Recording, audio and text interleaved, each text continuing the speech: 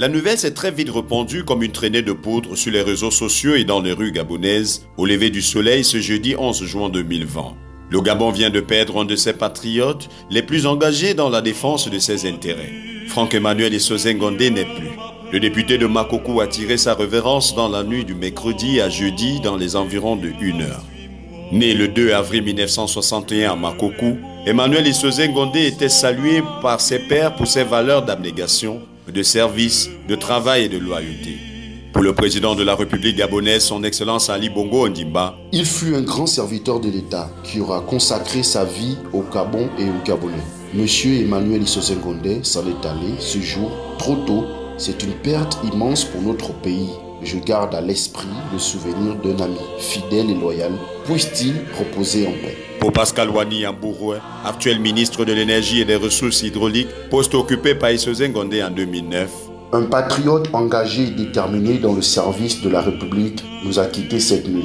Je fais mes premiers pas en tant que membre du gouvernement en novembre 2016 à ses côtés en qualité de ministre délégué à l'économie. Une grande perte pour notre pays et pour le Parti démocratique gabonais. Repose en paix, cher Élie. Le ministre des Affaires étrangères Alain-Claude Bilebizé, quant à lui, définit Emmanuel Essozen Ngondé, ancien Premier ministre, comme une étoile qui laisse une trace indélébile par son parcours, un homme d'État au sens élevé du sacerdoce pour la République. Rappelons qu'Emmanuel Essozen Ngondé était titulaire d'un baccalauréat A4 obtenu en 1982, d'une maîtrise de droit public et sciences politiques en 1986, diplômé de l'École nationale d'administration ENA, option diplomatie.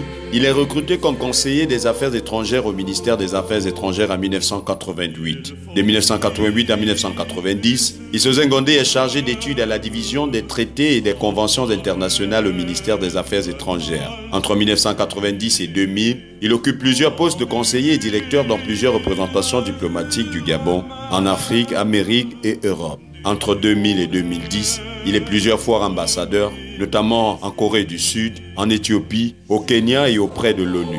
Sur le plan administratif et politique, Emmanuel Essozen Ngondé a tour à tour été, de janvier à août 2009, ministre de l'Énergie, des Ressources hydrauliques et des Nouvelles énergies. De juin à octobre 2009, ministre des Relations avec le Parlement et les institutions constitutionnelles.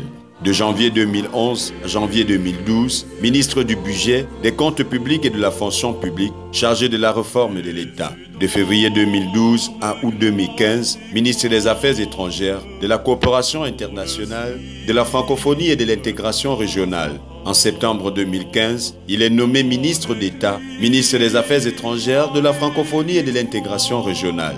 Nommé le 28 septembre 2016 au poste de Premier ministre chef du gouvernement, Emmanuel Essozen Ngondé devenait alors le premier natif de Logoué-Rivindo à prendre la primature. Il occupera ce poste un peu plus de 2 ans avant d'être limogé en janvier 2019.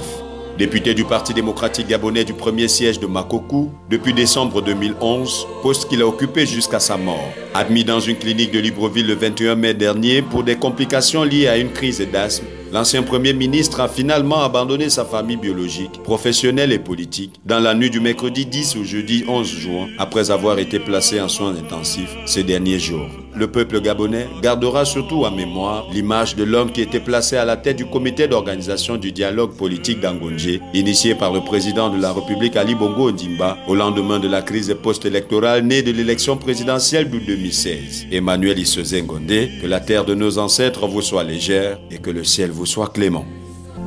La voix du Seigneur m'appelle, prends ta croix et viens, suis-moi.